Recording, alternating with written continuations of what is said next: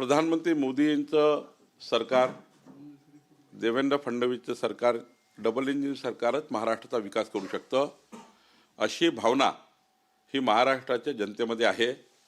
विकसित शहरं करायचे असतील तर डबल इंजिन सरकार याला हे शहर विकासाकडे नेऊ शकतात आणि म्हणून महाराष्ट्राची जनता ही भाजपा महायुतीच्या मागे उभी झाली। मतदारांचे मी आभार मानतो, नागरिकांचा आभार मानतो।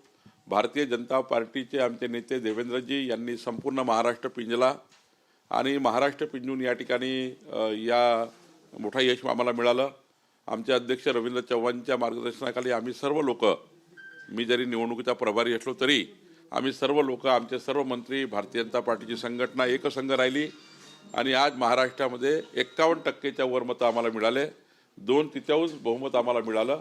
आणि मी तुम्हाला नक्की सांगतो, येणाऱ्या महानगरपालिका जिल्हा परिषदमध्ये सुद्धा 51% मतं भाजपा महायुतीला मिळतील, 2/3 बहुमताने भाजपा महायुती जिंकेल आणि प्रचंड मोठा विजय महाराष्ट्रामध्ये होईल। अजित पवार पक्षासोबत आपली महायुती चर्चा कुठे सुरू आहे का? कारण की सध्या शिवसेना आणि भाजपच्या चर्चा सुरू, काही ठिकाणी अजितदादाही चर्चा करते आमच्याशी, पण ज्या ठिकाणी कार्यकर्ते खूप जास्त आहे, पुणे आहे, पिंपरी चिंचवड आहे, ज्या ठिकाणी कार्यकर्ते भाजपा, शिवसेना, राष्ट्रवादी सर्व म्हणून तेवढ्या सीटमध्ये ॲडजस्ट होत नाही, त्या ठिकाणी मात्र अजितदादा सांगून करतोय आम्ही।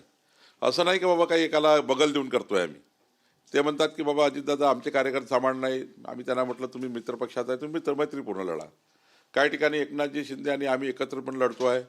शेवटी महायुती महत्त्वाची आहे। आम्ही तिघही जण जर निवडून आलो तर महाराष्ट्रामध्ये तिन्ही पक्षाला बहुमत मिळेल आणि 9 वर्षांनी निवडणूक असल्यामुळे काही ठिकाणी कार्यकर्ते हे आग्रही आहेत की बाबा आम्हाला वेगळं लढू द्या, आम्हाला वेगळं लढू द्या, आम्हाला त्या ठिकाणी 9 वर्षांनी का अन्याय करता, आम्ही जिंकू हरू असंही त्या ठिकाणी कार्यकर्ते म्हणतात।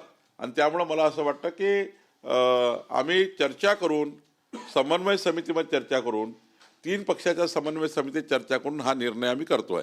सगळ्यात महत्त्वाचं, संपूर्ण निवडणुकीमध्ये एमआयएमची विदर्भात एंट्री झालेली दिसते। एक नगराध्यक्षपद सुद्धा वाशिमला त्यांनी जिंकलेलं आहे।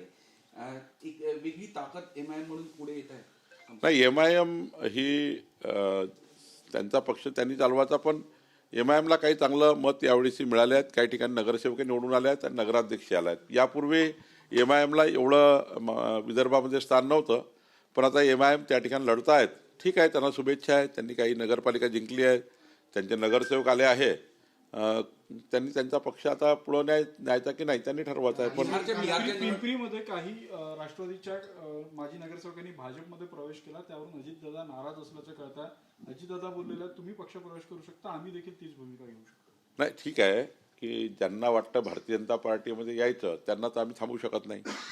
त्यांनी ती भूमिका घेतली आहे, त्या ठिकाणी आमच्याकडे आले तर आम्ही त्यांचा पक्षप्रवेश केला। अजितदादाच्या कुठल्याही राष्ट्रवादी काँग्रेसच्या अधिकृत लोकांचा पक्षप्रवेश बहुतेक झाला नाही, पण त्या ठिकाणी शरद पवार गटातले काही असतील, काही आमचे तिकडे यापूर्वी जे राष्ट्रवादीकडे राहिले असतील त्यांचा झाला असेल, पण अजितदादाच्या कॉन्टॅक्टमधल्या डायरेक्ट असलेल्या लोकांचा मला वाटतं काही झाला नाही आहे। पण निश्चितपणे अजितदादाशी आम्ही चर्चा करू। कालच्या निकालानंतर पुन्हा महाविकास आघाडी एकत्र येण्याची शक्यता आहे। प्रस्ताव तसे उभाटाकडनं देखील येत आहेत काँग्रेसला। किती प्रस्ताव आले, किती उबाटा बसली, किती इंडी आघाडी एक आली, किती हातात हात मिळवले, या लोकांचे मनभेद फार आहे, मतभेदही खूप आहेत।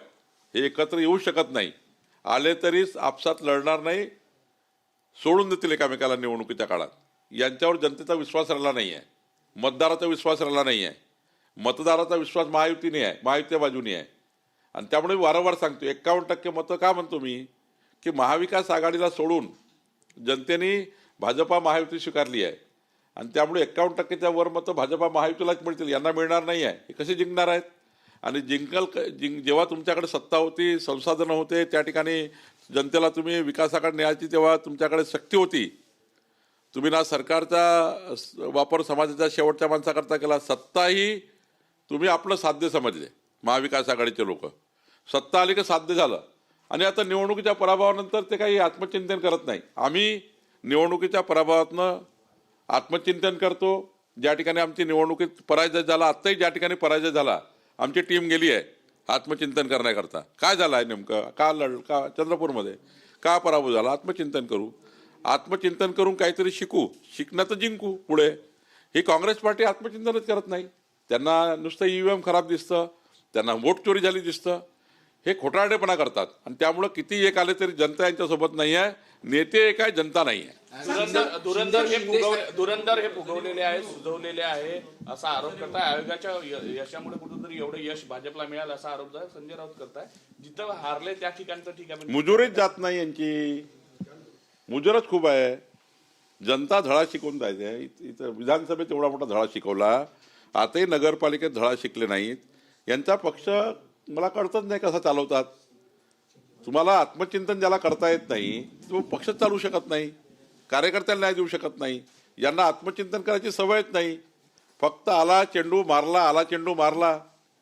म्हणजे काहीतरी बोलणं, काहीतरी करणं, ईव्हीएमवर दोष देणं, निवडणूक आयोगाला दोष देणं, त्या ठिकाणी काही ना काही उक्त्या काढणं. मला वाटतं यातून काही होणार नाही. जनता यांना पुन्हा एकदा धडा शिकवेल. महानगरपालिका जिल्हा परिषदमध्ये यांनी जर आपलं वर्तन सुधारलं नाही तर महाराष्ट्राची जनता यांना धोबी पछाड देईल. मनसे आणि युबीटी उद्या काँग्रेस एकत्र लढण्याची चर्चा सुरू झाली पुण्यामध्ये, अजितदादा गट आणि काँग्रेस.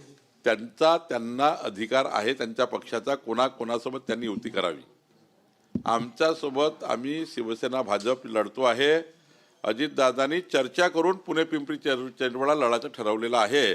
त्यामुळं पिंपरी चिंचवड पुणेमध्ये काही ठिकाणी अजितदादा स्वतः लढणार आहेत, काही ठिकाणी आमची राष्ट्रवादीसोबतही चर्चा सुरू आहे. निश्चितपणे या ठिकाणी महायुती समोर जाईल. अजितदादांना काही कुठे वेगळा निर्णय करायचा असेल तर त्यांचा पक्षाचा अधिकार. उबाठा आणि मनसेची उद्या युती होण्याची शक्यता. वरळीच्या डोममध्ये उद्या एक मोठा कार्यक्रम आयोजित केलेला आहे. कोणाचा? मनसे आणि उबाठाची युती. ते तर किती दिवसापासून सुरू आहे. उद्या घोषणा होण्याची शक्यता. तो याच्यापूर्वी घोषणा खूप वेळा झाली आहे. आमच्या शुभेच्छा आहे माननीय राजसाहेबांना, माननीय उद्धवजींना शुभेच्छा आहे. पारिवारिक शुभेच्छा आहे. आपल्या लग्न कार्यात एकत्र यावं, घर म्हणून एकत्र यावं, त्यांचा तो अधिकार आहे. भाऊ एकत्र येणे राज्याच्या जनतेकरता चांगला आहे. पण राजकारणामध्ये एकत्र येणे हे मला वाटतं थोडं ढोंगीपणा आहे. मला सांगा, राजसाहेब उद्धवसाहेब वेगळे कोणत्या कारणाने झाले? काही भाऊबंदकीचे वाद झाले का? राजकारणाकरता वेगळे झाले होते. आता राजकारणाकरता पुन्हा एकत्र येत आहे. आमच्या शुभेच्छा आहे. भाजपाची बी टीम वरनं सध्या एक आरोप प्रत्यारोपाचे सुरू आहे. बिहारमध्ये जसं एमआयएमनी नंतर काँग्रेसवर आरोप केले होते, आता सुद्धा इथे महाविकास निवडणूक आयोगाला बी टीम भाजपची असा काल रोहित पवारला जर असं वाटतं काँग्रेस भाजपाची बी टीम आहे तर रोहित पवारांनी आजच्याच महाविकास आघाडीतून बाहेर निघावं. तर मी सांगेल खरी हिंमत रोहित पवारांनी केली. बोलून काय फायदा? करून दाखवा ना. तुम्हाला जर काँग्रेस बी टीम वाटताय भाजपाची तर काँग्रेसचे ते वेणुगोपाल आहे, त्यांचे ते मल्लिकार्जुन आहे, त्यांचे हे हर्षवर्धन सपकाळ जे आहेत ते ठरवतील आता या स्टेटमेंटचं काय करायचं रोहित पवारांचं. पण रोहित पवारला जर असं वाटतं त्यांनी त्यातून बाहेर पडावं. कामठीमध्ये इतिहास घडला, पहिल्यांदा भाजप निवडून आली, शक्य वाटत नव्हतं सुरुवातीपासून. नाही, तिथे आम्हाला जे यश मिळालं ते आमच्या विकास कामाला मिळालं. कामठीच्या स्थापनेपासनं, नगरपालिकेच्या स्थापनेपासनं पहिल्यांदा एवढं मोठं यश आम्हाला मिळालं. हे ठीक आहे. तिथे 4-5 लोक निवडणूक लढल्यामुळं थोडं मताचं विभाजनही झालं आणि त्यामुळं आम्हाला त्या ठिकाणी थोड्या फरकाने यश मिळालं. पण पुढच्या काळामध्ये कामठीमध्ये आम्ही पुन्हा मेहनत करू आणि चांगलं यश संपादन करू. आज ते यश मिळालं आम्हाला, पण ते 51% पर्यंत न्यायचं आहे. आज आम्हाला डिव्हिजनमध्ये आम्ही जिंकलेलो आहे. 5-6 लोक आपसात लढले त्यामुळे आम्ही जिंकलो. पण पुढच्या काळामध्ये 51%ची लढाई कामठीमध्ये आम्ही जिंकू. नागपूर जिल्ह्यातलं यश हे मुख्यमंत्र्यांचं पण यश आहे, कारण की मुख्यमंत्र्यांचा जिल्हा म्हणून ओळखलं जातात, त्यामुळे हे यश मिळालेलं आहे. स्वाभाविकच आहे. माननीय मुख्यमंत्र्यांच्या नेतृत्वामध्येच आम्ही सारे लढतो. देवेंद्र फडणवीसजींनी नागपूरमध्ये सुद्धा चांगल्या पद्धतीने आम्हाला खूप मदत केली. स्वतः निवडणुकीच्या प्रचारात त्यांनी 4 सभा घेतल्या आणि स्वतः देवेंद्रजी जेव्हा नागपूरमध्ये येतात तेव्हा जनतेचा विश्वास आहे. नागपूरचे मुख्यमंत्री आहे, विदर्भाचे मुख्यमंत्री आहे, विदर्भाचे सुपुत्र आहे आणि विदर्भाने त्यांना भरभरून दिला आहे. 59 नगराध्यक्ष भाजपाचे या ठिकाणी निवडून आलेले आहेत आणि त्यामुळं विदर्भाने फार मोठं बहुमत यावेळी दिलं आहे.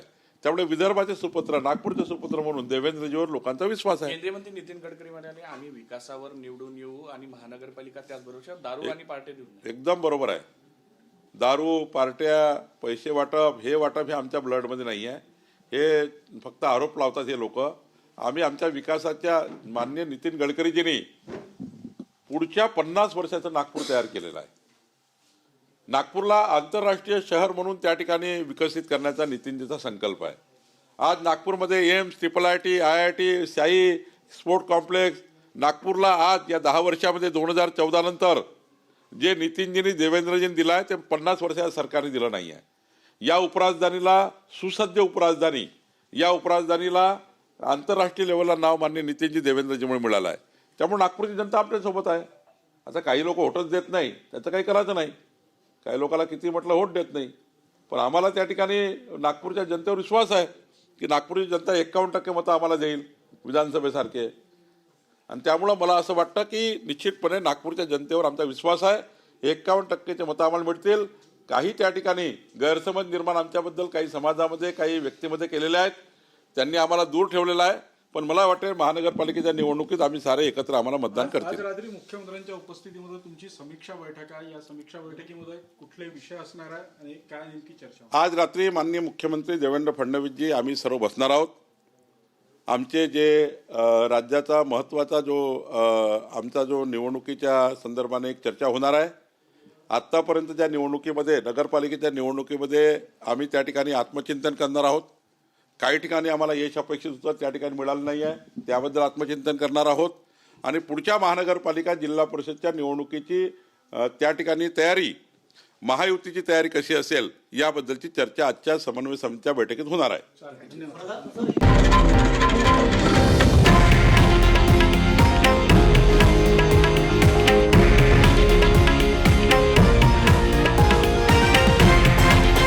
हे आहे देशातील नंबर 1 न्यूज नेटवर्क आणि आपण पाहत आहात TV9 मराठी, एकमेव.